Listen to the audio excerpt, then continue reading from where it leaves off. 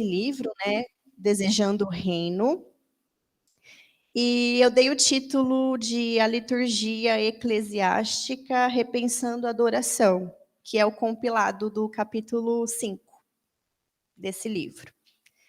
Então, em primeiro lugar, eu vou me apresentar, porque ninguém me conhece aqui, né? Mas tem o pessoal do futuro, né, que vai assistir essa gravação. Quero cumprimentar minha mãe, que em algum momento vai assistir. E é isso. Bom, eu sou a Amanda, eu tenho 32 anos, eu nasci em Araçatuba, eu moro em Hortolândia há 7 anos e meio com meu gato, o Paçoca. Literalmente, tá? O gato. Eu sou professora de educação infantil e sou membro da CEL desde 2016, desde quando a CEL começou os cultos de domingo. Eu já estava por aqui. Eu conheci a BC2 na pandemia, então eu peguei aqui uns prints aleatórios que são muito queridos, porque quando teve a pandemia, eu conheci vários grupos, né, que aconteciam no contexto da Unicamp, e lá da minha casa eu consegui participar de alguns, e um deles, né, além da calorada, foi a BC2. Temos aí uma foto acho que do primeiro print que eu estava presente. Tem o Paçoca também acompanhando a BC2. E tem eu ali. Eu brincava, né, que eu não sou nerd e que eu estou na BC2 pelos amigos. E aí, agora eu estou aqui falando com vocês, né? Olha como o mundo pode dar voltas. Ai, eu lembro que meu primeiro estudo foi o Mundo Perdido de Adão e Eva. E eu briguei com alguém que falou que Harry Potter não era tão bom no chat. Então, naquele momento, o estudo acabou para mim. Eu fiquei só discutindo no chat. Brincadeira, gente. Então, vamos lá. Eu quis trazer, assim, para falar agora, né, os outros estudos que a gente teve, para se alguém tiver curiosidade de dar uma olhadinha. Já tem alguns lá no YouTube, né? Tá tudo certo, Bia? Eu pus os títulos aqui, vamos lá. Ser Humano é Amar, com Amanda, que foi o estudo do dia 13. Formação do Amor em Contexto, que foi o Rafael, no dia 27 de maio. O Universo em Encanto, a Sacralização da Criação, que foi o reverendo Arthur Gonçalves, no dia 17/5. E também tem aqui a capa do livro, para quem nunca viu, né?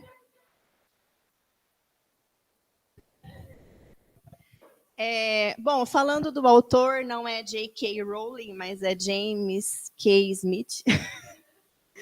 Ele é um professor de filosofia do Calvin, ele tem 52 anos, eu fui pesquisar a idade dele.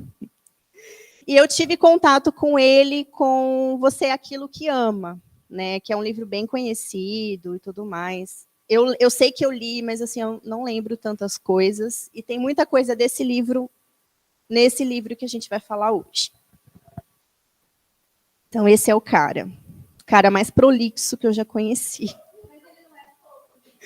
Ó, vamos voltar lá para vocês verem a fofura dele.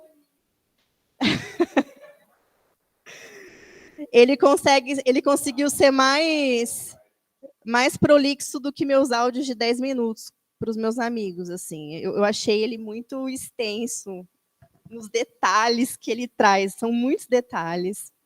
E eu diria que esse capítulo 5 é um livro dentro do livro, porque, gente, resumir isso foi, acho que, muito difícil para mim. Para mim, tudo era importante, tudo tinha que ser falado. Mas vamos, que eu não sei se o tempo vai dar. Então, nesse capítulo, ele inicia na página 157 e ele tem como título Praticando para o Reino, uma exegese do imaginário social entranhado na adoração cristã. Então, eu quero fazer um exercício com vocês, assim, para a gente começar, que você, no silêncio, uma catedral, que você imagine, né, uma igreja. Imagine sei lá, a igreja que você quiser. Então, pense nela. Pode ser a sua igreja de infância, pode ser o que você vier no seu pensamento. Assim. Então, imagina a porta dessa igreja, imagina essa igreja física mesmo. E aí nós vamos abrir a porta dessa igreja e entrar. Essa foi a igreja que eu pensei, tá? Quando eu estava lendo o livro. Essa é a igreja de um filme. Alguém sabe que igreja é essa? Isso mesmo. Então, assim, é a igreja do filme O Amor para Recordar. Gente, toda vez que eu li, ela vinha no meu pensamento. Então, ele começa fazendo algumas perguntas, né, que a gente precisa fazer para falar um pouco das práticas, das liturgias que a gente tem, né, nesses encontros de adoração, que a gente chama de igreja. Então, o que esses cristãos, vamos supor que a gente está falando desses cristãos não sei se é da Virgínia, da Carolina do Norte, não lembro, estão fazendo aí dentro? Que tipo de gente é essa? Que visão de reino eles têm? Qual a forma do imaginário social que impregna as práticas desse povo? O que essas pessoas amam? O que essas pessoas desejam?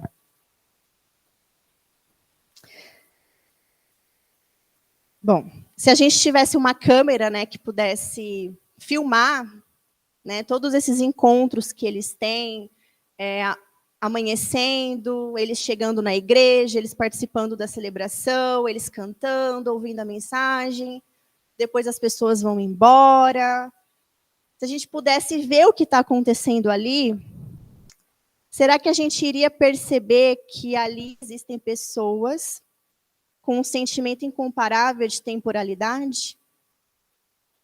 E aí ele vai trazer esse conceito, assim, o tempo litúrgico dessas pessoas, que vai se manifestar nessas práticas que eles têm dentro dessas reuniões. Para mim foi um pouco difícil entender isso, mas vamos lá. Ele vai trazer que nós, como povo de Deus, somos gente que habita um tempo que está fora de sintonia com o relógio, com o cotidiano comercial ou formato convencional do ano acadêmico. Então, ele vai mostrar para a gente que o cristão se relaciona com o tempo de uma forma diferente. Eu vou tentar trazer um exemplo que ele deu para tentar explicar isso, que eu não achei tão simples para mim. Ele fala assim que por mais que no Ocidente a gente tenha marcas do cristianismo no nosso calendário, existem diferenças entre nós e o mundo secular na forma de lidar com o tempo. Então, por exemplo, a Páscoa faz parte do calendário cristão, a gente comemora a Páscoa, e a Páscoa também é conhecida, né? Ela está no calendário das outras culturas, no sentido, todo mundo ouve falar sobre isso. Mas, certamente, a quaresma não está. Né? Se a gente, que a gente aqui no Ocidente acha que é bem parecido, mas não é diferente. Eu me perdi aqui, peraí.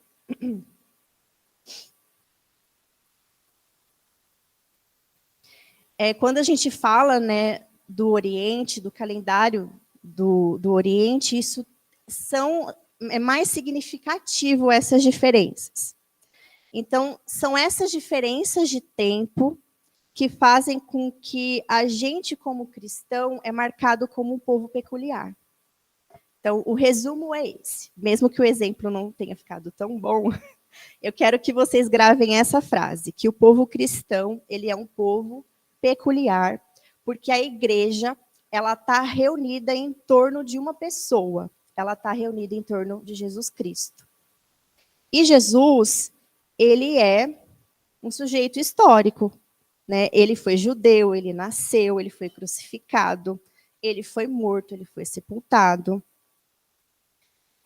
Não são ideias soltas, né? A gente não inventou Jesus, ele existiu, ele dividiu a história, ele deixou a nossa marca Ele deixou o nosso calendário a marca, né, que ele existiu.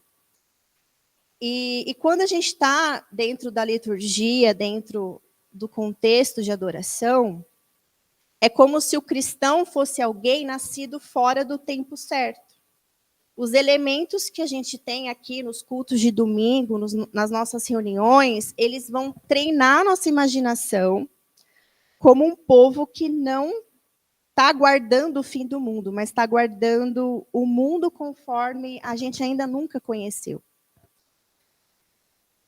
Então, a gente, ao mesmo tempo, né, é um povo que tem memória, porque a gente olha para tudo aquilo que Deus já fez. E o nosso calendário cristão, ele traz essas referências, como, por exemplo, o advento, né? Eles são práticas a gente de olhar para trás, de olhar que nós somos um povo que temos necessidade do perdão de Deus, nós temos necessidade de reconhecer o nosso pecado. E são tradições que estão vindo há milênios e que entrou, né, nas nossas práticas dentro do culto. E, ao mesmo tempo, as nossas práticas litúrgicas, elas trazem para a gente uma noção de futuro. Porque, ao mesmo tempo que a gente é o povo que vive lembrando dos atos de Deus, a gente também é o povo que está esperando. Olha para o futuro com uma outra visão. Né? Então, a gente percorre os tempos. O tempo de viver lembrando e viver esperando. Então, acredito que foi isso que ele definiu como esse tempo litúrgico que a gente vive como cristãos, que não está relacionado com esse calendário secular, né, das pessoas. E aí, deixa eu só ver se eu estou no papel certo, gente. Eu vou falar mais um pouco das práticas que a gente tem aqui nos contextos de liturgias. E, para começar, eu quero falar sobre a adoração. Tá? A gente... Não está aparecendo. A gente é um povo chamado para adorar. E aí eu quero que vocês pensem comigo. Se você não viesse aqui no domingo ou na sua igreja local, o que você faria? Se você não tivesse aqui no culto? Não tivesse esse compromisso? Usaria o domingo para dormir. Faria mais esportes. Uhum.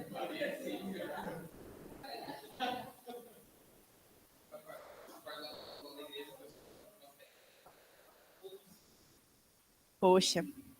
Então, e aí ele quer que a gente olhe para esse fato, né? Nós vamos para a igreja. E isso chama atenção naquilo que ele vai trazer sobre o nosso chamado. A gente vai para a igreja porque nós fomos chamados. Só que, ao mesmo tempo,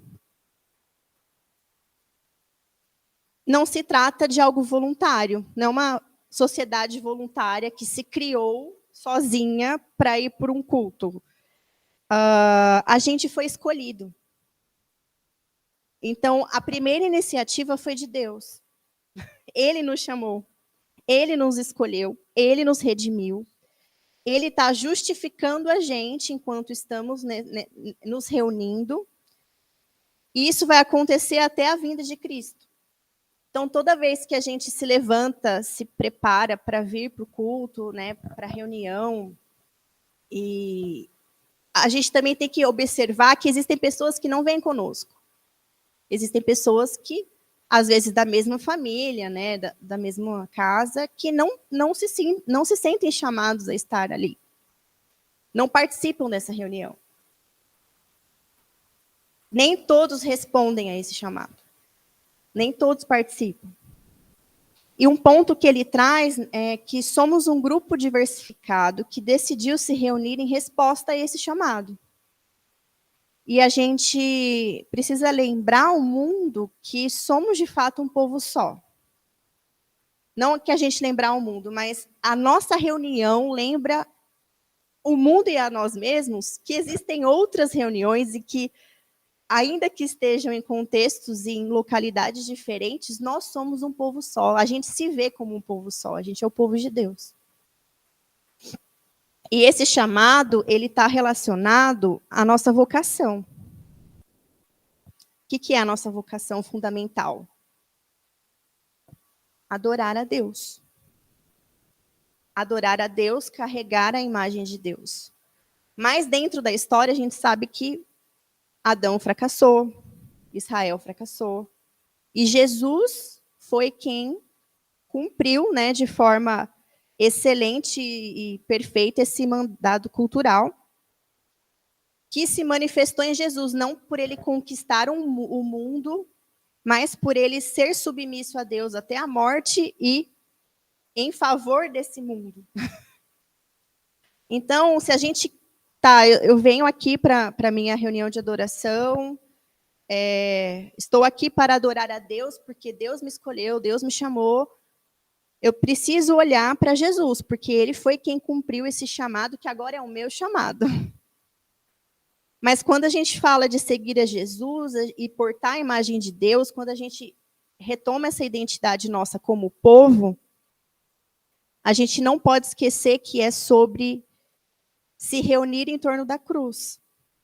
Então, assim, qualquer método, qualquer mensagem, qualquer coisa que aconteça dentro das nossas liturgias, precisa ter a forma de cruz.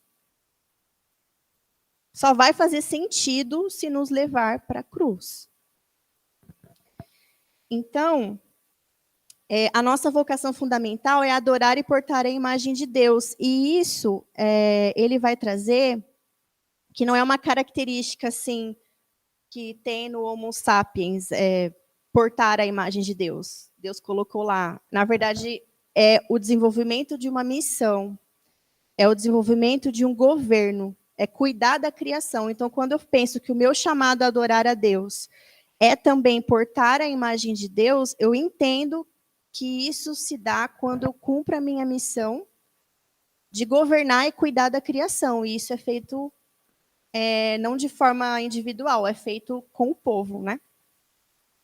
Então, a resposta da congregação a esse chamado, depois de se reunir em adoração a Deus, é invocar pela misericórdia de Deus. Porque não dá para fazer isso sem depender de Deus. Não dá para ser autossuficiente querendo cumprir esse chamado. E a gente nunca vai estar à altura. A gente sempre vai ter que recorrer a essa graça. E Deus sempre vai ter prazer em responder a essa invocação, a esse convite que Deus faz para a gente. Então, nós vamos falar agora de outras práticas, né? Que é a prática de saudar a Deus, a saudação a Deus e saudações mútuas. Então, a primeira pessoa que nos sauda, tá? Existe, né, essa palavra, nos sauda, é Deus. Então, em Apocalipse 1:4, fala assim: graça a vós e paz da parte daquele que é. Ruth 2:4, o Senhor esteja convosco e convosco também. Dentro das nossas celebrações, né, a gente tem um ministro que geralmente estende a mão, abençoa o povo, né? Podemos chamar de pastor, de líder. Nada mais é do que essa figura que o próprio Criador ele estende a sua bênção, né, sobre aqueles que estão aqui. E o próprio Deus anseia que a gente venha aqui. E Deus ele nos acolhe. Então, essa é uma verdade. Nós somos bem-vindos, a começar por Deus. Então, toda a saudação que a gente manifesta essa verdade. Parte dessa acolhida de Deus também está lá em Gênesis 1:28, que fala que Deus fez o homem e o abençoou. Frutificai, multiplicai-vos.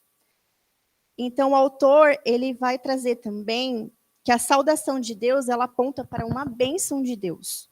Deus é uma relação de troca. Deus chamou a gente se reuniu, a gente vem, invoca a graça e a misericórdia de Deus e ele nos responde. E dentro dessa consciência, né, a gente é encorajado a saudar uns aos outros. Então, seja bem-vindo, a paz de Cristo. É o irmãozinho que fica na porta, recebendo as pessoas. É uma resposta a essa acolhida que o próprio Deus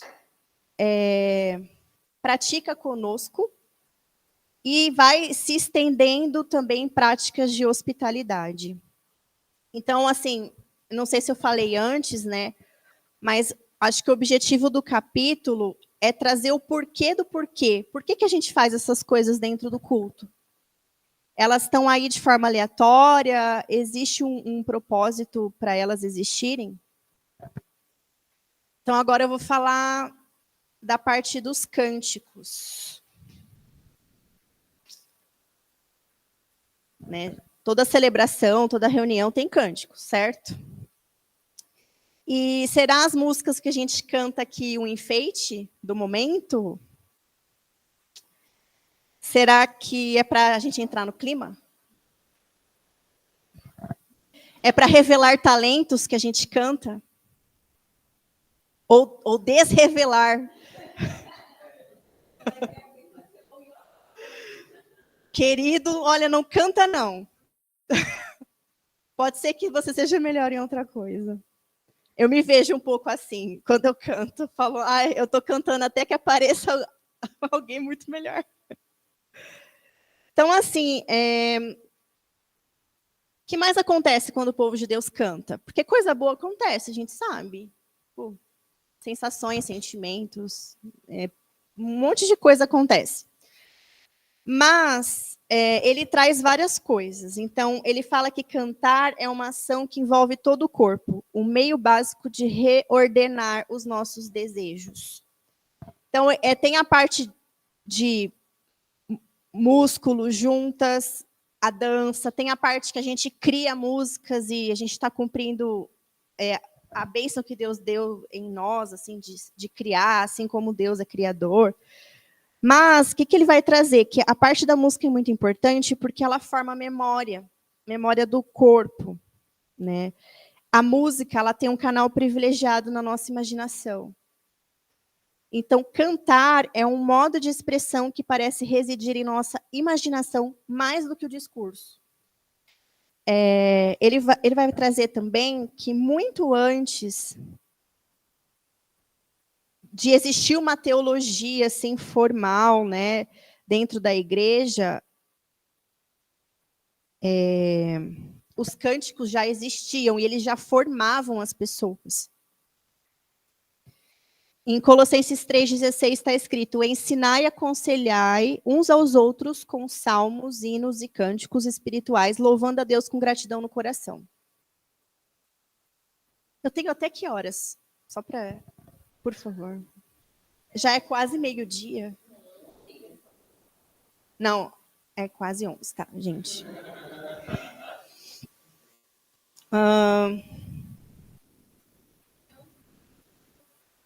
Tá bom. Sim. Aí ele vai trazer outra coisa sobre a música que eu achei muito a minha cara, que a música ela te transporta para uma época e para um lugar. E algo que eu fiz recentemente, eu falei assim, Deus, eu quero mudar de fase na minha vida. Eu catei uma playlist que eu estava construindo há 3, 4 anos e joguei todas as músicas fora. Eu não quero mais ouvir essas músicas. Quero coisa nova, quero pensar em coisas novas, eu quero lembrar de momentos, não lembrar de momentos novos, é viver, focar em coisas que eu ainda vou viver e não ficar voltando para aqueles momentos. E a música me levava para aquele lugar. E aí um jeito muito efetivo para mim é parar de ouvir aquelas músicas. Porque é se abrir, né, pro novo. E aí eu trouxe esse exemplo meu, assim, tipo, não vou mais ouvir essas músicas, vai tudo pro lixo, para mostrar a importância, a formação da memória, o que ela faz no nosso ser, no nosso corpo, e o quanto ela tem um propósito dentro da liturgia, tá? Não é um enfeite do culto, não é para as pessoas irem ficando quietas para a palavra de Deus começar. Então, o cântico é um dos meios básicos pelo qual aprendemos a falar a língua do reino.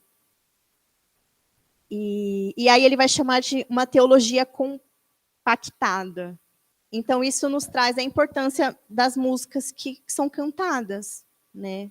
Não é simplesmente porque o cantor é bom. O que a gente quer formar naquelas pessoas com as músicas que a gente está trazendo para o nosso contexto de adoração, entendendo que esse contexto ele é formativo, ele forma os nossos desejos.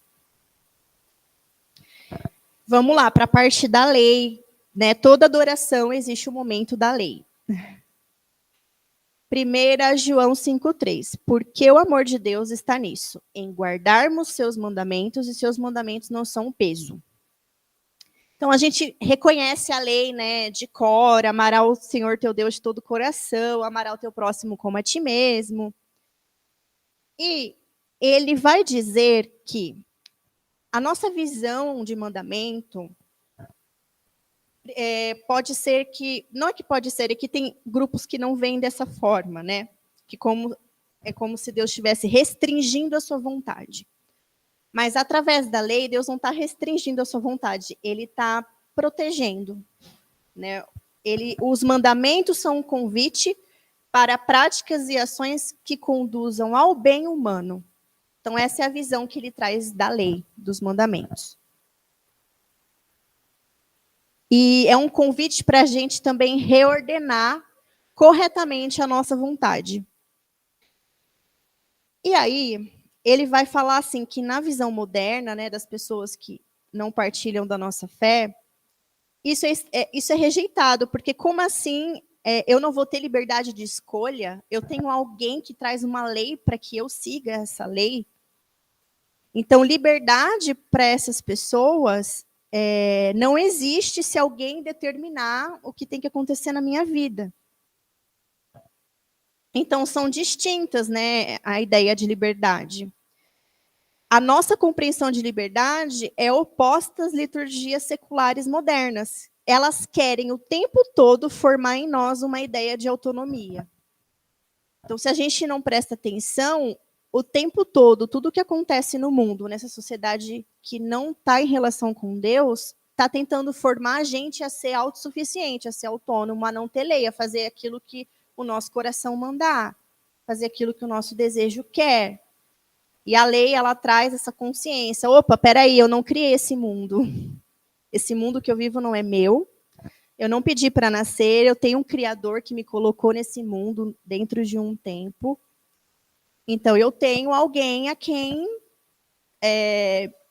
alguém que quer reordenar a minha vontade, alguém que tem uma vontade para mim. E aí ele vai falar que a humanidade toda floresce quando a gente ordena as nossas vontades e que os limites da lei, nos conduzem à liberdade, à prosperidade, a uma vida em abundância. Então, para a gente ter a lei, ter esse encontro com a palavra de Deus, né, é deslocar realmente os nossos desejos e vontades, mas não porque Deus vai nos restringir. Deus quer que a gente tenha liberdade, prosperidade, uma vida realmente, né? E no capítulo ele fala que é transformar a gente em ser humano de verdade. Esse é o propósito, né? Agostinho falou, e eu destaquei aqui, que ele traz como exemplo essas duas frases. Porque nos criastes para vós. Nosso coração vive inquieto enquanto não repousa em vós. E foi dentro desse contexto de lei, né, que ele trouxe a gente perceber que a gente tem Criador, tem Senhor.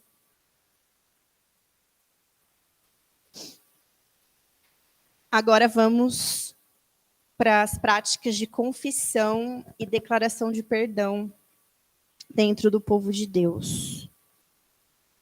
Mas eu perdi a folha, pera. Cadê a minha folha? Só um minuto.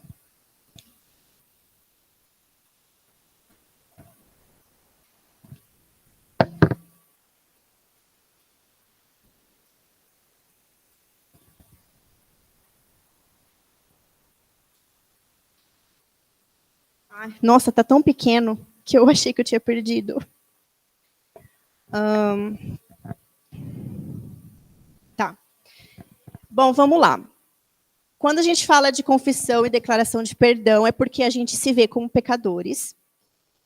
E na raiz das ações errôneas, a confissão, ela reconhece a incapacidade de amar bem, de amar corretamente e de amar as coisas certas na ordem certa.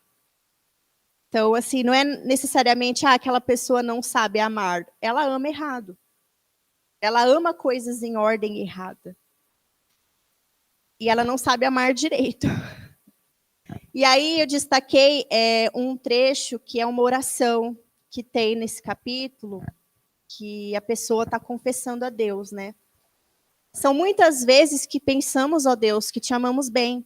Contudo, ao ouvir teu chamado para que te amemos de todo o coração e com toda a nossa mente, com toda a nossa força, confessamos que o nosso amor a ti é um amor diluído. Então, essa pessoa que fez essa oração percebeu muita coisa. E aí ele vai falar também sobre a confissão, que não só reconhece os pecados pessoais, né? Mas esse pecado sistêmico, porque se a gente é pecador, as instituições e os sistemas que nós criamos também são injustos, também carregam essa cultura de desordem de pessoas que não se submetem à lei, à vontade de Deus, aquilo que Deus disse que era bom. Então, essa é a importância desses momentos de confissão. E outra coisa também que ele vai falar, não só da confissão, mas da necessidade de perdão. Por quê? Nas liturgias seculares, muitas delas tendem a cancelar essa necessidade de perdão. Então, assim, acredite em você mesmo, te incentiva a não reconhecer que você tem culpa, né? E outras, ainda que incentivem a confissão de determinadas coisas, elas não incentivam a receber o perdão. É meio que te incentivam a você pagar, né? Você paga, você faz isso para compensar aquilo que você fez, né? E a gente, como povo de Deus, entende esse anseio que a gente tem de confessar mesmo, porque o anseio da confissão, ele está ligado ao anseio que a gente tem de receber perdão. E qual que é a resposta de Deus àquele que confessa? Eu te perdoo. Então, essa é a importância dessa prática. Então, agora a gente vai falar sobre batismo. Vamos olhar de fora, né? Vamos. Vocês estão rindo do quê?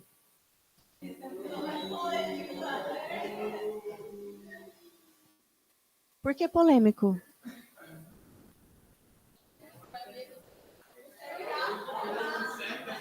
Ah!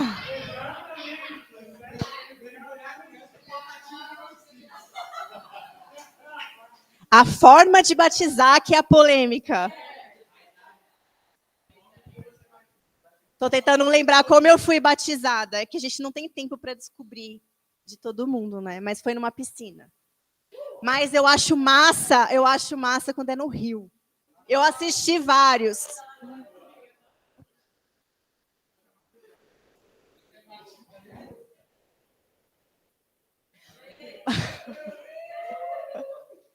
Tem alguém aqui que foi com aguinha na cabeça? Levanta a mão.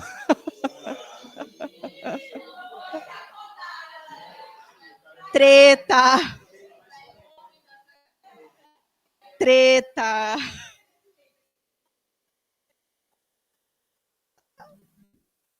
Gente, vamos fazer esse exercício juntos? Vamos supor aquele povo daquela igrejinha lá do Amor para Recordar. Vamos supor que você nunca ouviu falar em batismo, você nunca foi batizado, você não tem ideia. Aí você entra lá na igreja e tem alguém que está sendo mergulhado dentro de uma bacia que tem ali na porta da igreja. Você vai olhar e falar assim, por que estão dando banho num adulto? Ou então, vamos pensar de outra forma, um bebê que está com água na cabeça, estão jogando água na cabeça do bebê, o bebê está chorando e tem alguém segurando ele dentro de um enorme bebedouro de pássaros. Conseguem imaginar isso? O que está acontecendo? Por que um está sendo mergulhado numa piscina, dentro da igreja ou na casa dele, né? Não sei. Por que estão jogando água? Por que na cabeça de um bebê, o bebê está chorando? Então, assim, o ritual, por isso que eu coloquei, né? O ritual do batismo, ele é um pouco estranho. O autor trouxe isso, tá? Não são as minhas palavras. Mas é porque a gente está muito acostumado. E vamos lá. Antes esse candidato que vai ser batizado, né, se ele for adulto, ele vai passar por um interrogatório, assim, vão fazer algumas perguntas para ele.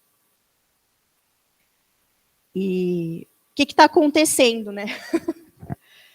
Na verdade, a gente sabe, né, que o batismo, não quero falar nada errado, tem um pastor na minha frente, mas reverendo, meu Deus, mas vamos lá. Tá tranquilo, né? Porque ele joga aguinha, tá bom. Ele ilustra esse ritual estranho, ele ilustra o novo nascimento e que essa pessoa é uma pessoa nova, né? Ela nasceu de novo, ela foi batizada, então o batismo é uma nova pessoa. Mas ela é uma nova pessoa dentro de um novo povo. Então esse é o ponto mais importante. Ele fala muita coisa sobre ser um novo povo. E eu confesso que foi bem difícil para mim compilar todas as explicações, né, dele trazer essa ideia para a gente. Por que a gente é um novo povo? Mas eu resolvi trazer um trecho desse versículo que eu esqueci de colocar a referência e não coloquei aqui no meu papel. Mas está escrito assim: fostes batizados, vos revestistes de Cristo. Não há judeu nem grego, não há escravo nem livre, não há homem nem mulher, porque todos sois um em Cristo Jesus. Alguém sabe a referência? Gálatas 3, 27 e 28.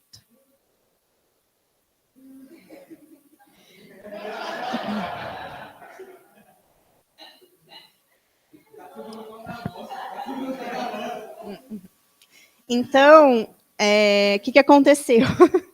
Jesus, ele inaugura, assim, ele chama todo mundo para ser sacerdote. E aí ele vai dar várias explicações desses conflitos entre o povo judeu, entre o povo de Roma, entre essa aristocracia sacerdotal, esses conflitos de privilégios entre os povos, né? E o quanto que as pessoas eram e são, né, humilhadas diante de tudo isso. Mas no reino de Deus é como se equiparasse todas as pessoas, né? Você é um novo povo e no meu reino todo mundo é um em Cristo. E aí ele vai aprofundar as questões políticas, as questões sociais, e eu não dou conta de explicar aqui, tá bom? Mas o foco é que todos nós, independente do nosso nascimento, da política, das condições sociais que a gente tem, a gente precisa enxergar que os cidadãos da cidade batismal, ou seja, a gente é um novo povo e a gente não tem nada, essa é a verdade diante de Deus. E nós também não somos nada. Eu achei essa frase muito forte, foi a primeira frase que eu fiquei assim muito tempo pensando, né? Os cidadãos da cidade batismal não são apenas os que nada têm, eles também nada são. Então não tem ninguém melhor do que ninguém, não, viu? Todo mundo é chamado a ser sacerdote. E o batismo, ele não só inaugura uma nova pessoa, um novo povo, mas uma nova família. Então, essa nova pessoa vai fazer parte agora de uma nova família. Então, essa é a ideia desse ritual, é isso que ele vai... Tem muito mais coisa, mas destacar. Aí ele vai dar um exemplo. Só retomando aqui que esse novo povo é porque todo mundo tem a mesma vocação, tá bom?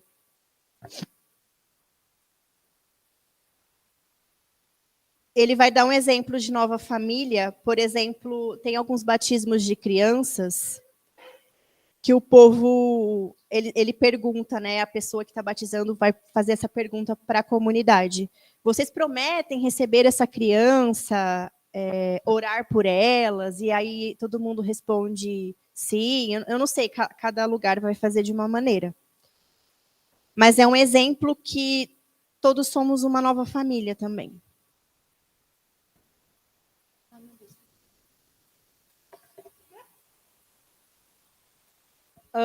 Não sei onde está o papel, mas eu vou continuar. A nova pessoa, ela renuncia à velha pessoa. E dentro do ritual de batismo, a gente tem esse tempo de responder esse interrogatório, que são essas perguntas. Eu não lembro muito bem como que funciona, talvez o Arthur possa me ajudar, mas é mais ou menos assim, você crê que Jesus é o Senhor, o único Filho de Deus, o Filho de Deus, você renuncia, né, a sua vida, a sua velha natureza, aí vai ter vários desdobramentos dessas frases, mas todas fazem parte desse ritual de renúncia que ocorre no batismo.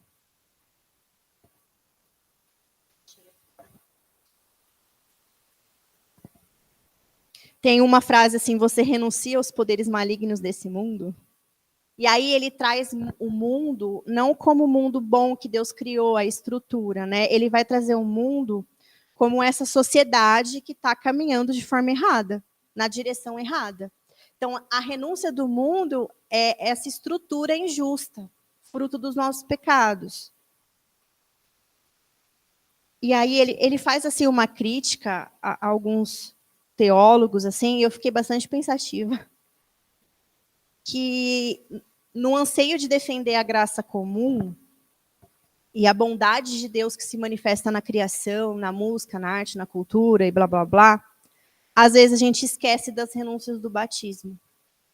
E aí ele fala que a gente não pode cair no erro de defender uma sociedade caída. A gente reconhece a graça de Deus se manifestando de várias formas, mas essa renúncia que a gente faz no batismo, de renunciar a essa sociedade caída, sempre tem que estar voltando para os nossos corações. Deixa eu ver se falta muito. Não. Então vamos. Quem nunca falou cruz credo? Vamos falar de credo agora. Cruz credo, eu creio na cruz, assim, eu descobri isso. Tão óbvio. Então, o candidato ao batismo, ele vai ter a afirmação da fé através do credo. O credo, ele é uma declaração, ele traz essas renúncias do batismo meio que no centro, né, do que ele vai, das palavras ali que são citadas. Algumas igrejas recitam o credo todos os domingos. Eu acredito que vocês saibam o que é o credo, né? Então, eu aprendi quando eu era adolescente, né? Creio em Deus Pai, Todo-Poderoso, Criador do céu e da terra, e em Jesus Cristo, seu único Filho, nosso Senhor. Agradeço por ter decorado o credo. Mas o que ele faz, né? Qual que é a função da gente ter o credo? O credo é um tipo de juramento, né? A gente está dizendo quem é o nosso Senhor. Jesus. Não é o César, não é o presidente XY. Ele é um juramento que também traz essa noção de cidadania. Nós somos um povo. E ele renova também esses votos que a gente fez no nosso batismo. Isso aqui eu entendi que o autor trouxe, tá? Então, não é que eu estou afirmando que a função do credo é essa. Eu peguei pontos do meu entendimento para trazer para vocês. Ele também situa a gente na história quando ele fala que Jesus morreu, né? No governo de Pôncio Pilatos. E dentro da liturgia, ele é um momento do creio. Então, é tudo isso que eu falei.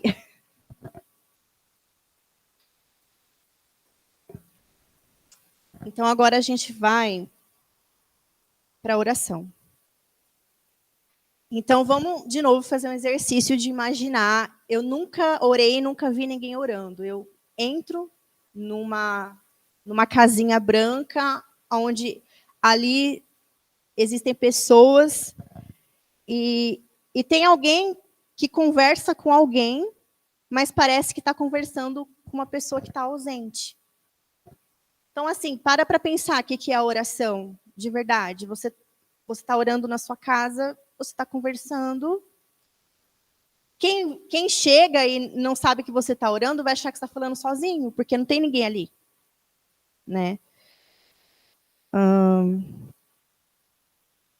Você vê Deus quando você ora?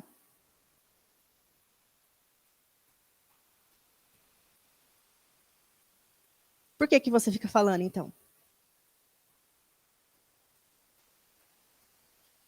Está falando com quem?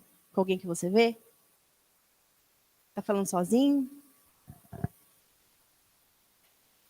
E aí, eu queria ler Hebreus 4, só essa última parte, aproximemo-nos com confiança, né, que mostra que Jesus abriu um caminho, o caminho da oração. E a oração é prática que faz de nós um povo que não se guia pelas aparências. Nessa hora eu acho que eu parei para chorar, assim. Não estou brincando. Acho que foi o momento que Deus mais falou comigo. Eu falei, nossa, é verdade. Eu falo com alguém todos os dias que eu não vejo. E por que às vezes eu me apego tanto nas coisas que eu vejo? Se no meu exercício diário eu já estou nessa loucura de ser um povo que não se guia pelas aparências. Essa é a loucura que a gente pratica. É isso que a gente faz e a gente nunca para pensar sobre isso. E em comunidade, é um exercício da gente entender que há mais coisas acontecendo do que aquelas que a gente pode ver. E é por isso que a gente ora. Que a gente reconhece isso. E na adoração, ele vai falar de duas práticas, né? Que é a oração intercessora e a oração por iluminação. Deixa eu só achar a continuação aqui da minha folha. Ai, Senhor, cadê? Achei. Então vamos lá. Por que a gente ora de forma intercessória? Por causa do nosso chamado. E Israel foi chamado para ser luz das nações. E essa coisa de levar a Deus as causas e as coisas das outras pessoas está incluso nisso. A gente leva os interesses dos outros para essa pessoa que a gente crê que nos ouve, que existe e que se manifesta entre nós, não através do que os nossos olhos carnais e humanos vê, mas a gente vê Deus. A gente vê Deus. Né? E ele está se revelando e se manifestando além disso, além do nosso tempo, além, né, daquilo que a gente pode imaginar. E a gente também ora por iluminação, que é essa prática que a Bia fez também aqui. Né? Ela orou por mim. E aí, muitas vezes, a gente vai orar para falar com alguém, né? Para falar para as pessoas, a gente está fazendo o quê? Está se situando que a gente não é detentor de sabedoria, que existe alguém, Deus é o mestre, e a gente está se submetendo a Ele.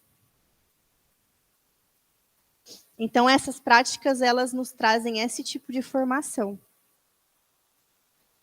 E agora eu vou falar do sermão, né, da escritura.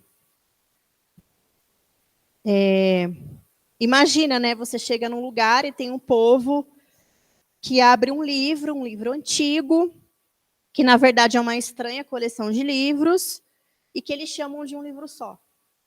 Né, a gente está falando aqui da Bíblia. Que função que esse livro tem? Ele fala muitas coisas sobre a escritura, né? Mas eu resumi nesses 3 pontos. Que a escritura, ela propicia a história da qual fazemos parte. E aí ele fala que o ser humano, ele é narrativo. Ele precisa disso para entender as coisas.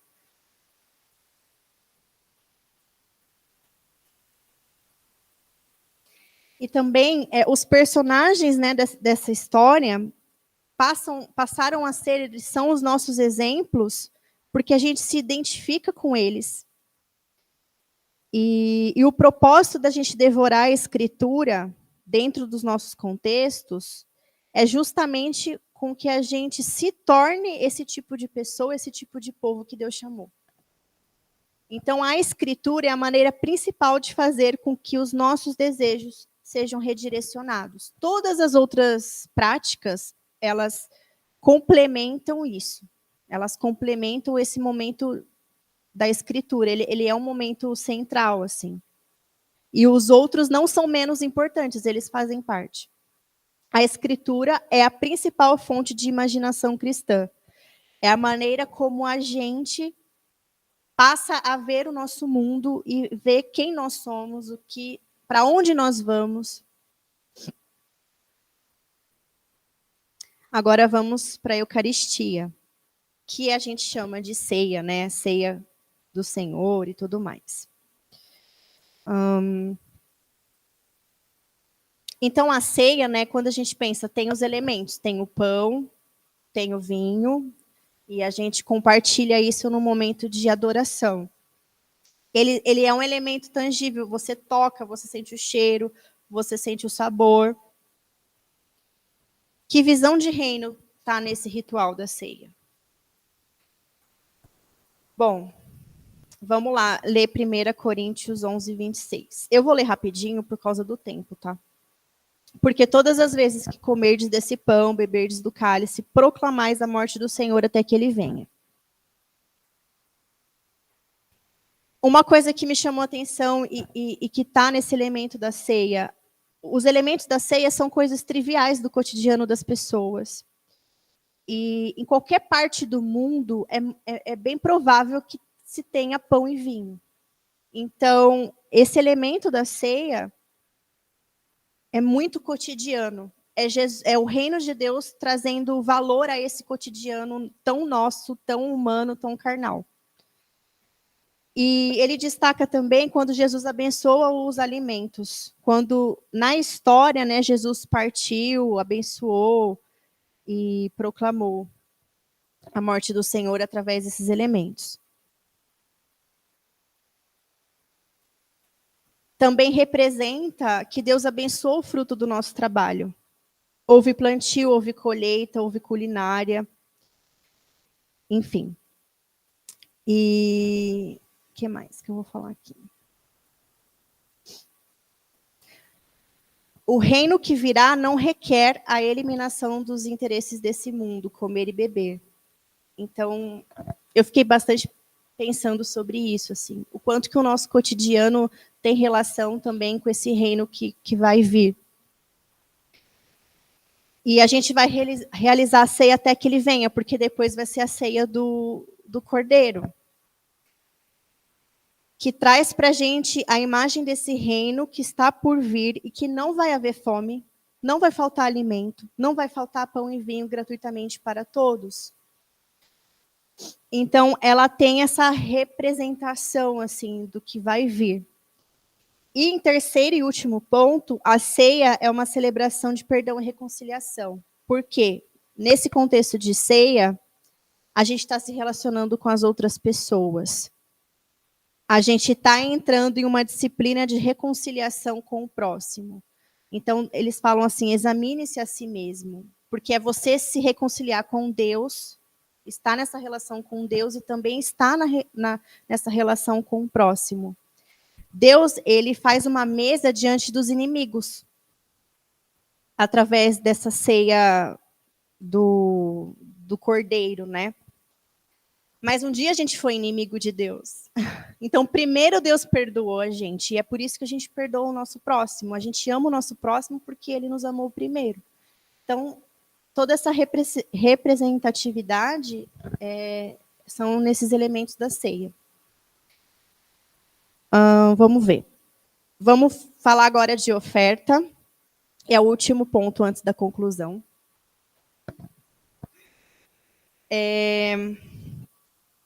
Vamos nos imaginar também fora desse contexto.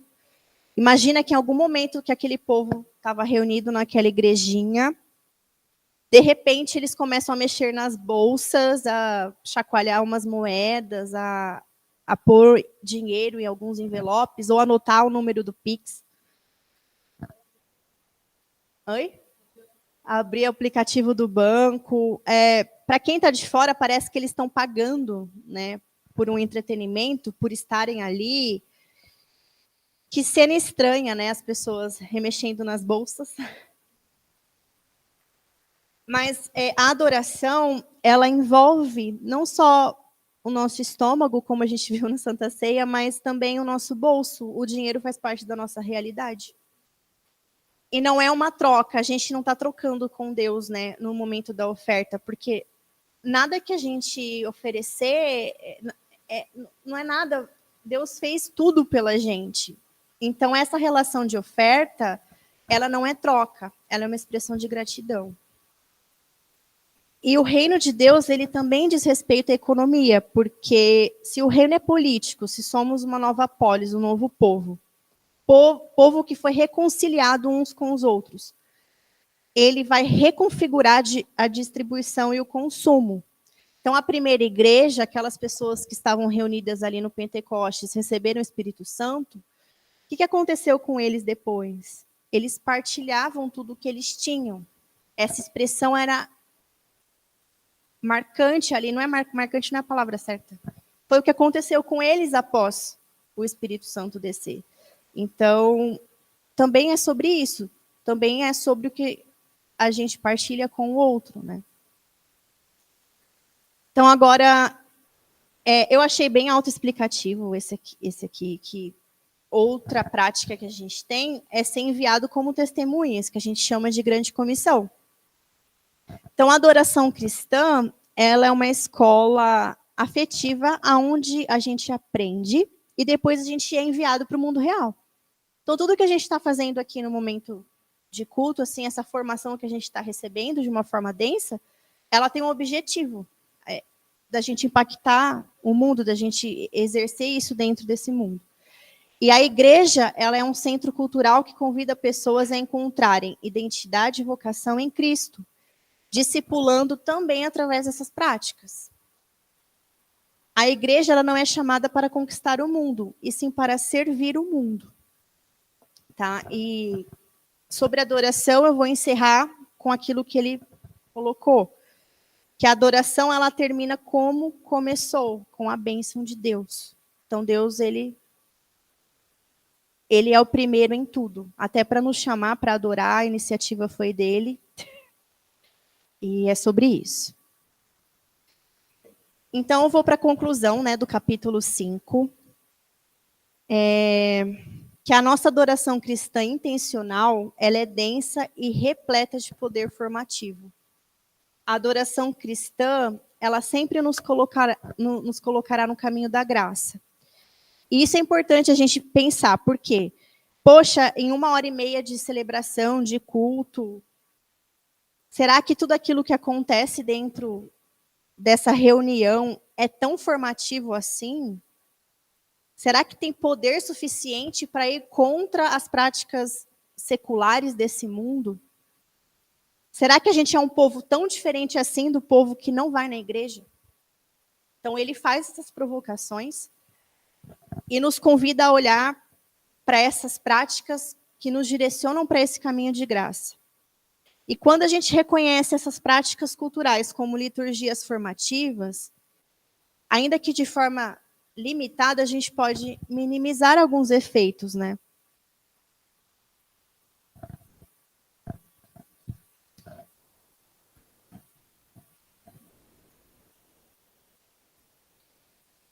Nossa, eu perdi a folha.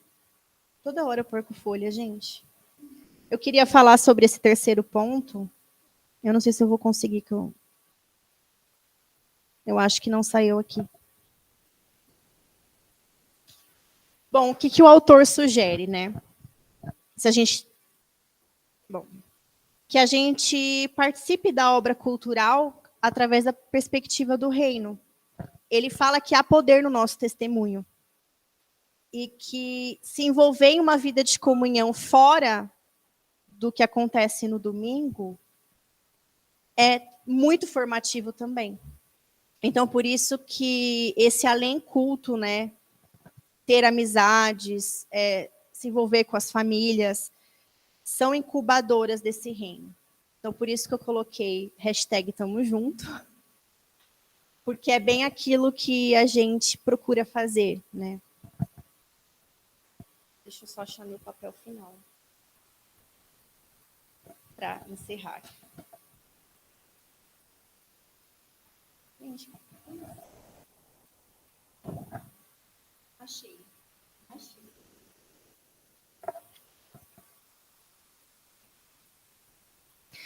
Gente, eu vou fazer uns comentários aqui que eu não consegui fazer. Assim, para fechar mesmo o capítulo 5. A gente precisa pensar nessas práticas e pensar sobre elas aprofunda a importância delas. Então, foi muito importante para mim pensar sobre tudo isso que a gente faz. Quero fechar dizendo que a adoração ela está mais no plano da ação do que da reflexão. Então, ainda que existem algumas pessoas que não entendam por que, que a gente faz dessa maneira, por que, que existe o momento da confissão, o momento da ceia, esses elementos eles carregam em si uma compreensão própria e ele vai moldar o nosso imaginário. Né? Não está aí por acaso.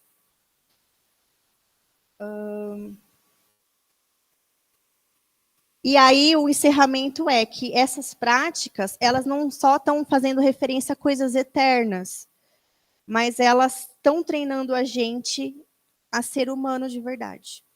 Ele está treinando a gente a sair daqui e ter uma relação com as outras pessoas, uma comunhão humana. Então não é só sobre Deus que mora no céu, é sobre a gente, tá bom?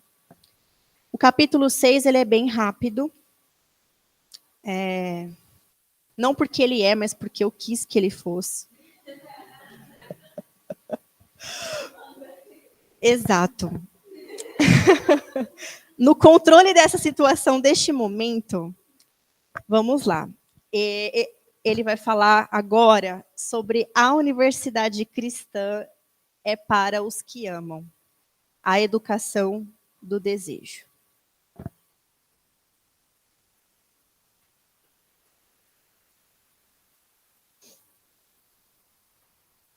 Então, vamos lá. Para que serve a educação?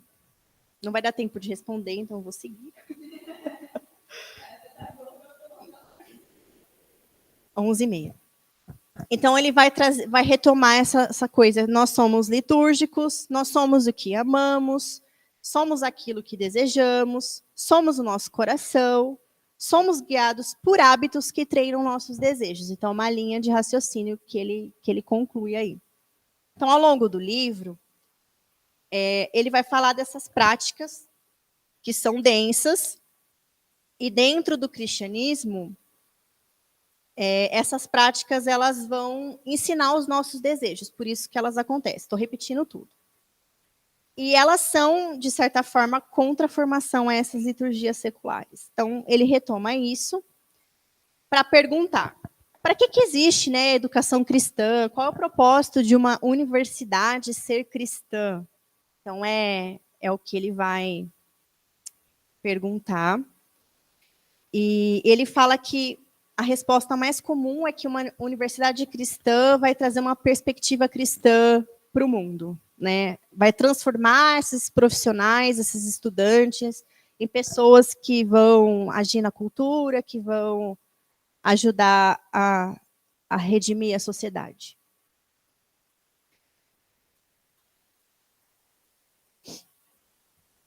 Mas e se não bastar? Se aquilo que esses estudantes estudam na universidade cristã não reconfigurar o nosso desejo? Por que eles são diferentes dos outros universitários? Né? E aí ele vai trazer essa crítica, que a educação cristã ela se preocupou mais em informar do que formar. E essa versão, né, intelectuada da fé, ela não mexeu com as paixões. é como, para mim, assim, no meu entendimento, é como se ele dissesse assim, meio que não está fazendo diferença nenhuma. Uma universidade cristã, uma não cristã, a cristã vai trazer conteúdos e matérias sobre fé, vai intelectualizar a fé, mas quem tá saindo dali é o quê, assim, tá fazendo o que marca na sociedade. É um resumo bem... É o meu entendimento do que ele trouxe, tá? Então, a universidade, transformando a fé em sistema de crenças, ela desconectou o cristão da sua prática de adoração. E aí ele relembra, por que nós somos cristãos?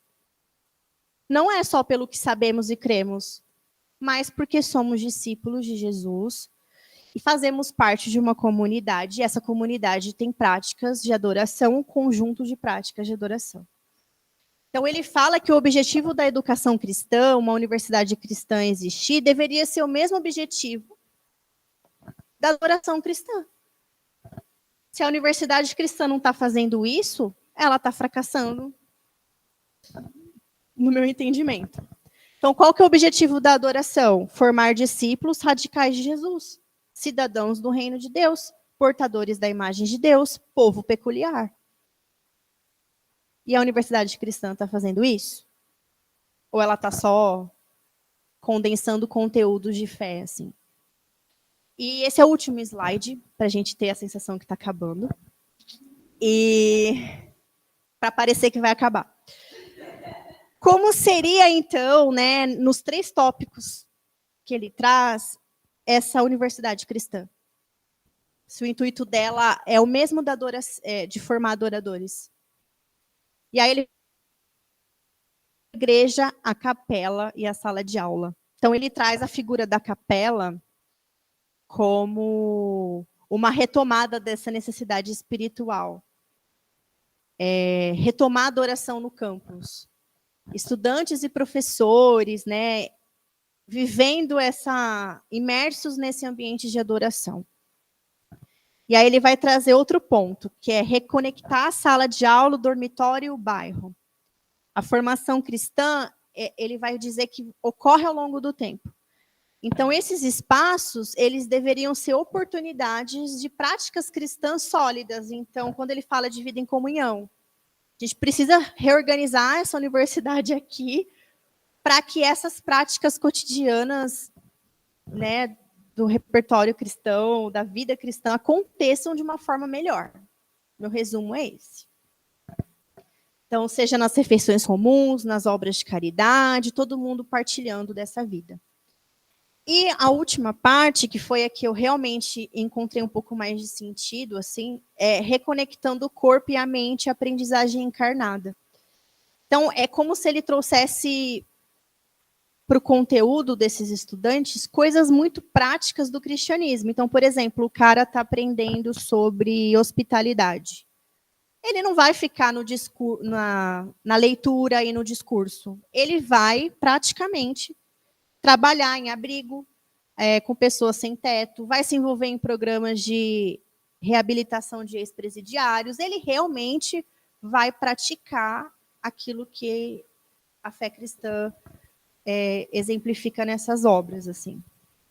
Então, há uma educação que parte da liturgia, e as práticas da universidade terão a intenção de formar a imaginação e moldar o caráter. Eu não consegui ver as outras 2 práticas como algo possível. Para mim, parece utopia. Assim, não entendo assim tão bem como que a capela vai fazer tanta diferença assim em formar adoradores dentro da universidade. Existem várias universidades que têm capela. Então, eu fiquei um pouco confusa em relação a isso. Eu entendo que precisa ter essa relação entre sala de aula, dormitórios, professores que moram naquele bairro, que os alunos podem conectar com o bairro que o professor mora, os alojamentos. Existem ações que possam ser feitas que formam esse caráter cristão de uma forma prática. E principalmente na educação, né? Maneiras de agir que vão formar o caráter desses cristãos e vão formar o coração deles. Então, meio que pôr a mão na massa, foi o que ele sugeriu, né? vocês. E esse é o fim. Bem quinta série. E agora eu fico aqui sem saber o que fazer. Vocês me ajudem.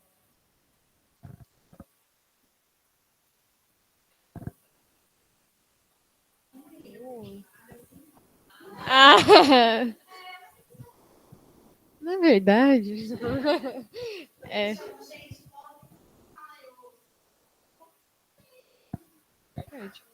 Boa.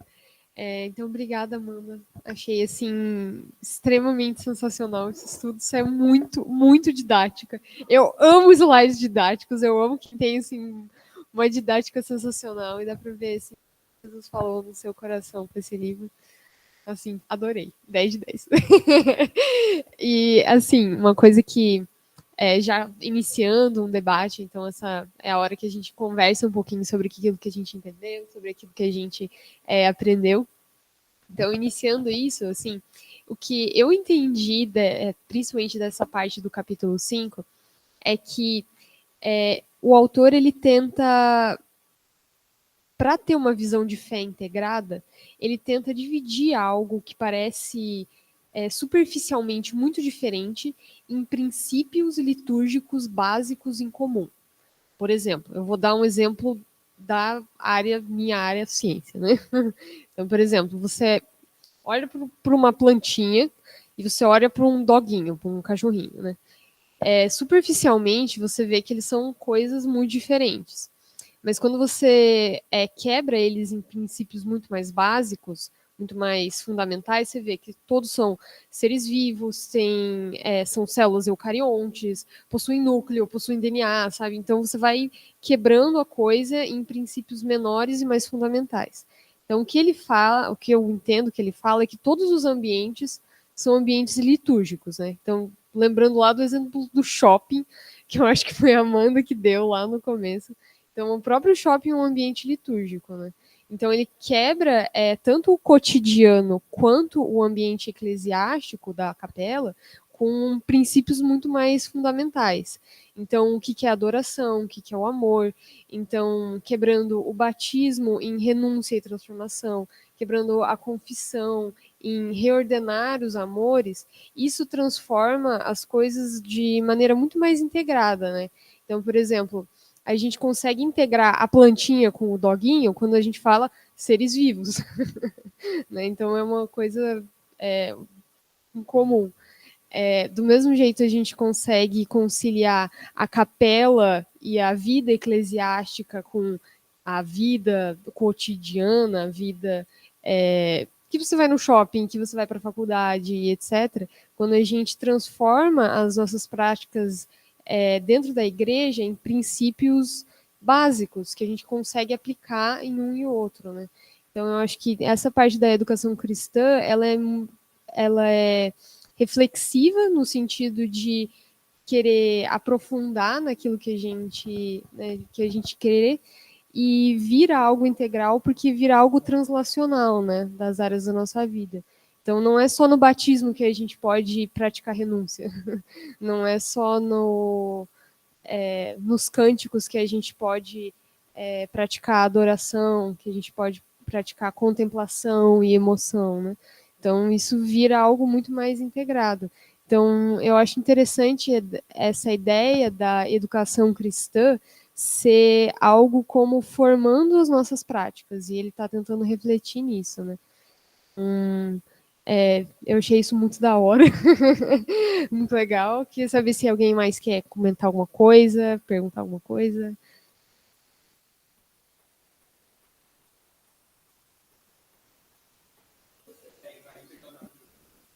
5. Tá, então capítulo 5, amigo. Go. Oi.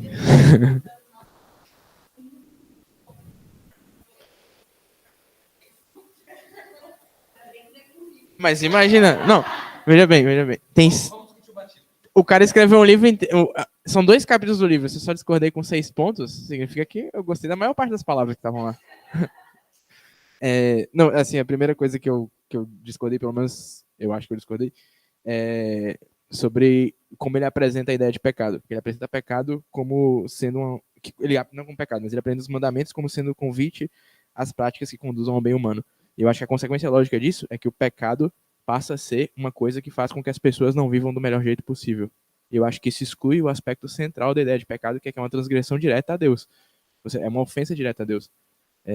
Eu acho que isso é uma coisa que é verdadeira, mas que não é a definição completa do que é o fundamento da lei, e nem é a definição principal.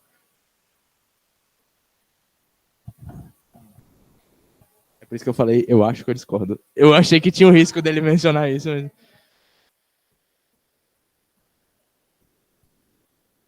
Justo. Tudo bem, justo. Então, é isso. Não foi refutado. Não é assim que é. Eu comecei falando, eu acho que eu discordo, porque eu imaginei que tinha esse risco, pô. Não, eu imaginei que tinha o risco dele ter colocado no livro e não tá na apresentação. Eu só queria, tipo, levantar o ponto. Justo, então tudo bem. Deixa eu ver se tem outro ponto. E aí uma coisa que já não é mais tão definitiva, mas que é uma perspectiva na ideia de pecado sistêmico. Pelo menos não à luz do Novo Testamento. No Antigo Testamento a gente vê a nação de Israel como nação pecando e ela é punida como nação, mas no Novo Testamento o pecado é tratado de um jeito muito individual, assim. Eu acho esquisito a ideia de um pecado sistêmico. Com isso eu não quero dizer que o sistema não possa gerar ou não situações melhores ou piores, mas o que eu quero dizer é que o sistema só existe porque presume-se o pecado, assim. A gente só precisa de uma legislação sobre compra e venda porque as pessoas são desonestas. A gente só precisa de garantias legais sobre casamento porque as pessoas traem dentro do casamento, ou enfim.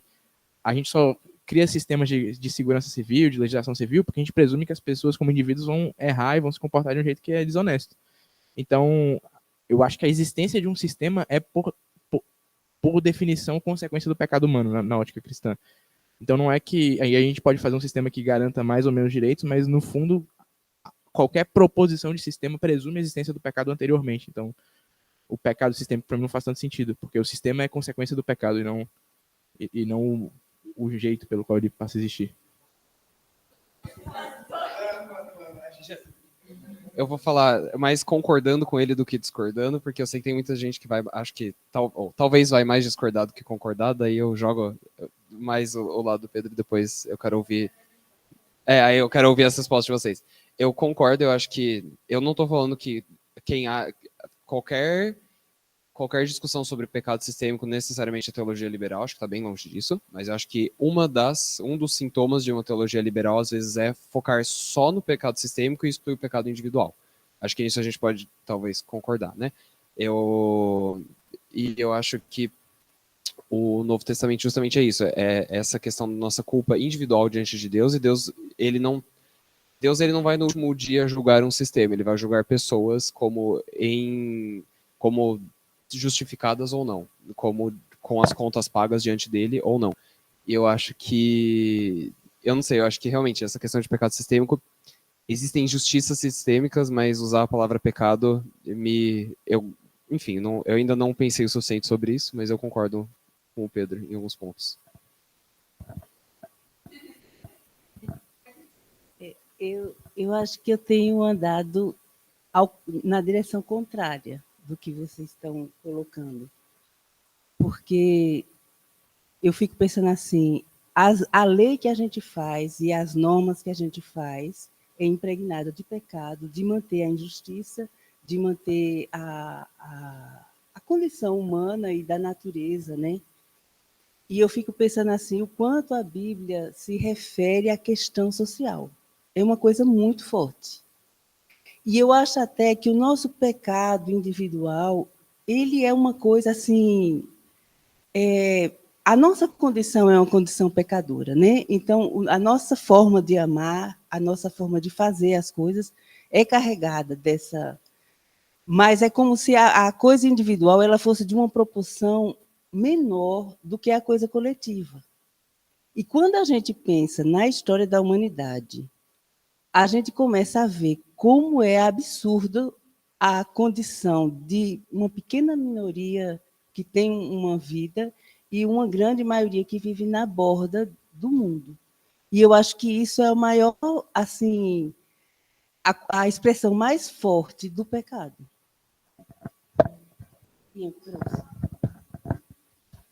Assim, eu concordo um pouco tipo, com o Pedro, quando ele diz que o novo, tipo, que lá no Novo Testamento, aí ele foca, digamos, um pouco mais lá em pecados mais individuais. Mas, ao mesmo ponto, tem alguns momentos que ela, digamos, atribui culpas a um grupo. Eu não sei se sistêmico seria tipo, melhor, mas num grupo, sim. Por exemplo, tem cartas tipo, lá de Paulo que ele está falando tipo, lá de erros e pecados que é isso, que é tipo uma igreja. Exatamente. Tipo em Apocalipse. Então, assim, não é que só existe pecados, digamos, um pouco mais individuais, mas eles, digamos, eles têm talvez uma proeminência tipo, um pouquinho maior, né? Mas em grupos eles existem sim.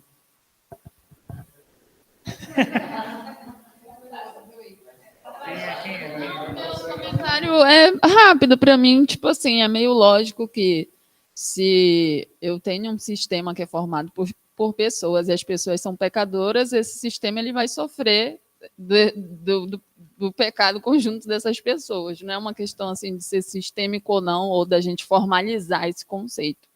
Para mim é meio que intuitivo que vão haver injustiças, sejam elas propositais ou não.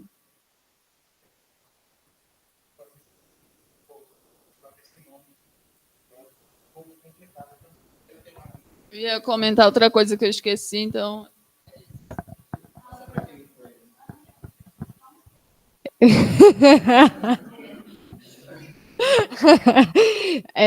Do negócio de pecado sistêmico, apocalipse, assim, Deus também fala que ele vai julgar o sistema da Babilônia, né? Então, pensando assim, meio logicamente, até meio que faz sentido. Mas isso é a visão pentecostal que vive em mim, tá, gente? Então vocês podem discordar também. O pentecostal que habita em mim. Mas assim, sim.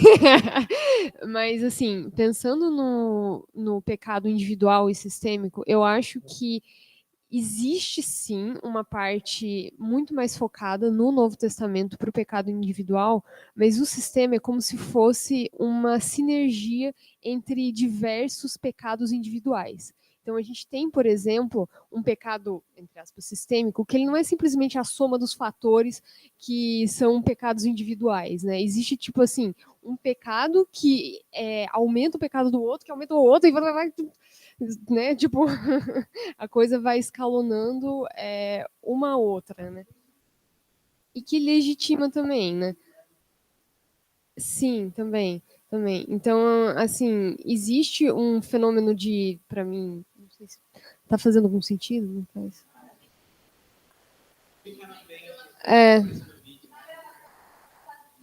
Ah, é verdade.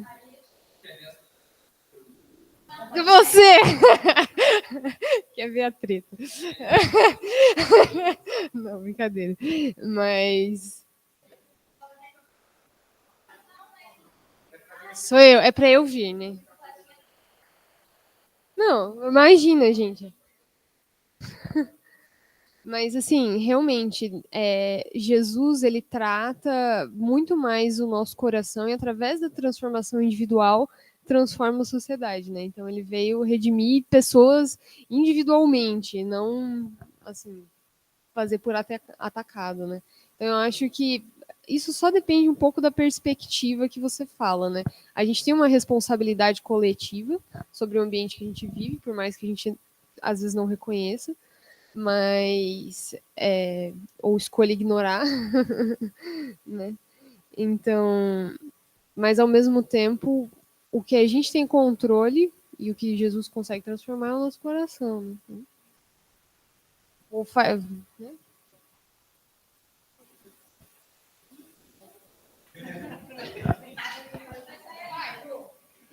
Gente, sabe o que eu fico pensando? Que o quanto... gente, se eu estiver aqui na heresia, vocês corrigem.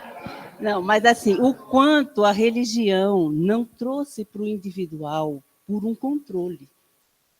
sabe? Porque quando você individualiza, parece que a coisa fica mais fragmentada. E pensando assim, por que foi que Jesus morreu? Assim, por que foi que eu digo a circunstância histórica, né? Ele foi contra o sistema, ele não incomodou individualmente as pessoas, ele incomodou os donos do mundo da época, religioso e político. Então, assim, a morte de Jesus não foi uma coisa desvinculada da questão social. Então, eu acho assim que Jesus tinha um olhar individual, sem dúvida, né? E ele tinha o cuidado, mas ele estava mexendo com uma estrutura de valores e com uma forma de se viver. Então, eu acho que a gente precisa pensar esses dois lados. Lá na frente mesmo? Tá. Deixa eu pensar. Acho que os 3 ou 4 pontos que foram levantados, primeiro é sobre injustiça e justiça social no Novo Testamento.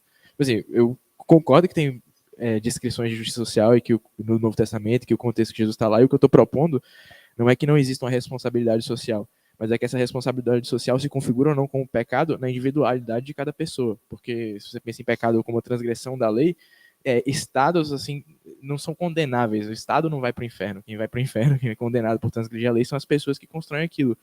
E, por exemplo, diante do contexto que a gente está, é óbvio que como cristão a gente tem responsabilidade de avaliar e tomar decisões que sejam de acordo com o bem comum diante das práticas e do entendimento de bem que a gente tem a partir do cristianismo.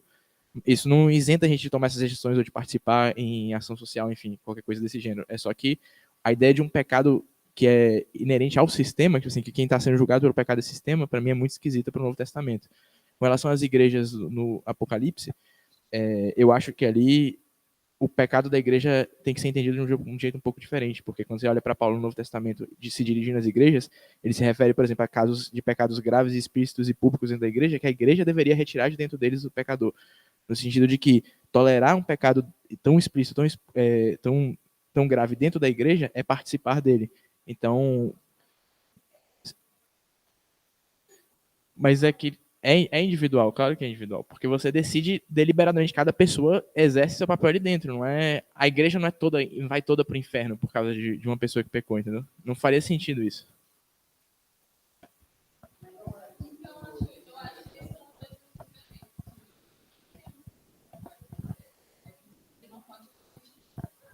Gente, uma coisa que eu fico pensando assim, não está mais com imagem não, né? Tá.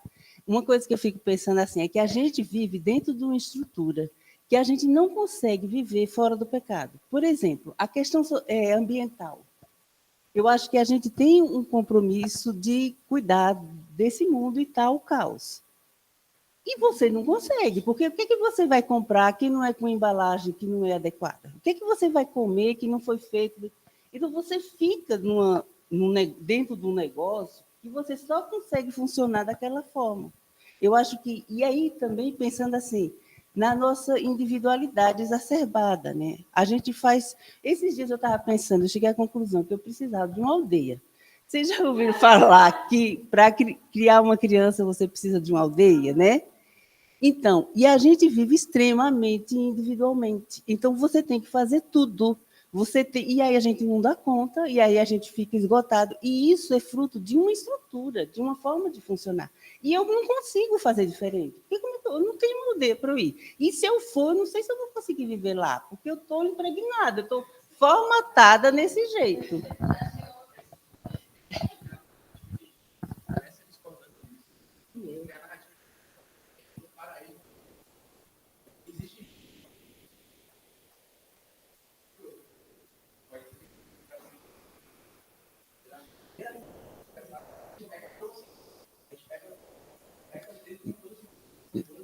E onde não...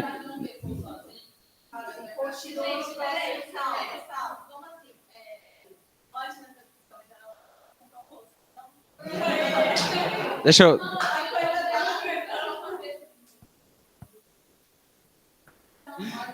Pode ir. Eu juro, se alguém souber. É para eu falar no microfone? Ah, tá. Tá bom. A minha pergunta... tá. Eu não sei se eu entendi quando que o James Smith ele entende que a imagem de Deus é uma vocação que só os crentes têm. Foi isso que eu entendi. Não, a Amanda falou, por exemplo, do nosso chamado, né? Que a gente tem um chamado de ser imagem de Deus. E aí, vocação de ser humano, de ser imagem de... E aí também ela usou esse termo imagem de Deus. E aí eu não sei se é assim, mas aqui ela até usou o termo assim, não é como se fosse uma questão de toda a humanidade, do Homo sapiens, mas que nós temos essa vocação, esse chamado.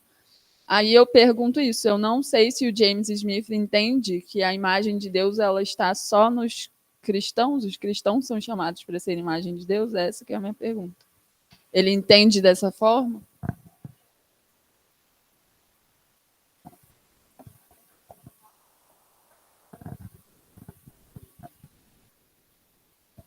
É que eu acho que isso está completamente conectado à ideia de que a gente falhou em ser a imagem de Deus. Então, tipo, toda a humanidade foi criada para ser imagem de Deus, no sentido de todos receberam um mandato cultural. Mas Adão falhou nesse chamado. Então, e aí, Adão falhou nesse chamado, o povo de Israel falhou nesse chamado, mas todos nós fomos criados com esse propósito e a gente não cumpre esse propósito. E aí não é que a igreja é a única que detém ainda a imagem de Deus. Todos nós detemos esse mandato, essa ordenação de sermos imagem de Deus, mas a gente só consegue fazer isso quando a gente olha para Jesus, é isso. E aí, de fato, só a igreja chega perto, talvez, de conseguir alcançar o cumprimento desse mandato antes da restauração de todas as coisas, porque é na restauração de todas as coisas, então todo mundo está cumprindo o mandato, né? Foi restaurado, tudo certo. Mas acho que é mais nesse sentido.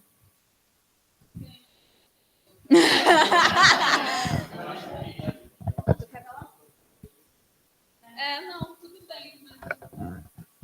Só vou ler o trecho que está aqui. Ele coloca... tá. Ele fala... a imagem de Deus, Imago Dei, não é alguma propriedade de fato do Homo sapiens. E aí ele vai falar que ele não vai definir uma coisa, né? Não é uma propriedade. Isso, não é uma propriedade, não é algo definido do ser humano, né? Próprio. Ele fala, quer seja sua vontade, razão, língua ou qualquer outra coisa. Então ele não está definindo o que é a imagem de Deus. Então por isso que ele fala que não é uma propriedade. Pelo contrário, a imagem de Deus é uma tarefa, uma missão, que aí é continuar aquilo que Deus está fazendo, que ele vai desenvolver. E aí ele se baseia em Richard Middleton, não sei direito, que ele vai falar, a Imago Dei designa o ofício real ou o chamado do ser humano para ser um representante e agente de Deus no mundo, com poder a ele concedido para partilhar do governo ou administração divina dos recursos das criaturas da Terra. E aí ele retorna com essa ideia que é um chamado da raça humana, do ser humano, mas não necessariamente que todo ser humano ele de fato age como imagem e semelhança de Deus.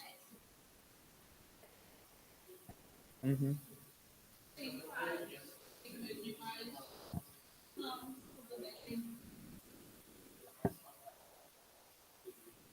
Exato. E aí que você pode fazer, mas não fazer correto, que você pode fazer errando algo, que ele vai definir nos primeiros capítulos, né? Que você pode até tentar acertar, né, essa Imago Dei como tarefa, mas se muitas vezes não cumpre, mas aí na questão cristã é que você está tentando focalizar a fazer aquilo da forma como Deus deseja.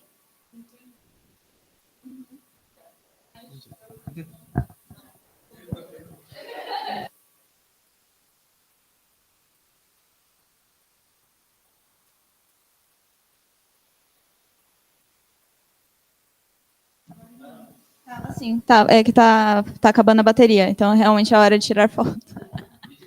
E de comer. Mas eu queria fazer um comentário que, afinal, eu realmente queria que ele fosse mais pro final, que eu acho que a Bia também queria falar. Não? Você desistiu? É que assim, eu acho que a gente chegou no ponto em que eu discordo do James Kay. Que são os dois. Na verdade, agora que a Pamela fez essa pergunta, eu percebi que eu discordo de outros pontos. Eu acho que esse também é um ponto que eu tenho um pouco de dificuldade, assim. Mas o capítulo 6, para mim, é o que eu mais discordo, mas porque eu tenho uma questão individual que eu sou completamente contra instituições educacionais confessionais.